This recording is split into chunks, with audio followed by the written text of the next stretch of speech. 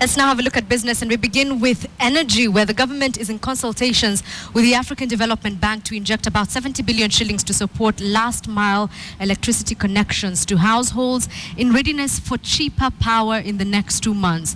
Now, the current electricity connectivity fee stands at 35,000 shillings, an amount that is far from reach for many Kenyans. But with support from AFDB, the fee will reduce to 10,000 shillings. Charles Kitonga has more. Kenyans will soon get reprieve of the high cost of electricity connection to their homes. Cabinet Secretary for Energy, Davis Chirchir, says that the government is in talks with the African Development Bank to fund the last-mile connectivity to households in a deal worth 70 billion shillings. This could see potential consumers get electricity connection to their homes at 10,000 shillings in a move expected to connect at least 1 million households to the national grid by the end of the current financial year. So if we are able to bring down the cost of connectivity by ensuring that the network passes very closely to our homes, we'll be able to then connect another 35-36% to bring the connectivity to 75,000.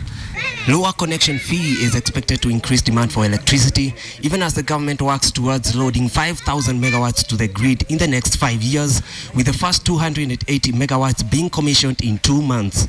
By December, the government expects to have cut the cost of power by 25% and by 40% by February next year. We're not just doing this for the domestic economy. We want industry, both those who are manufacturing and those who want to look at Kenya as a competitive destination, to basically take the advantage of the cost of power in Kenya. The government is spending a further 11 billion shillings to connect about 6,000 public primary schools across the country to the national grid. This is part of ongoing efforts to create demand for the expected huge amounts of power so as to ensure lower cost of energy. We generate the 5,000 additional power and put on the grid. We must look at the demand side.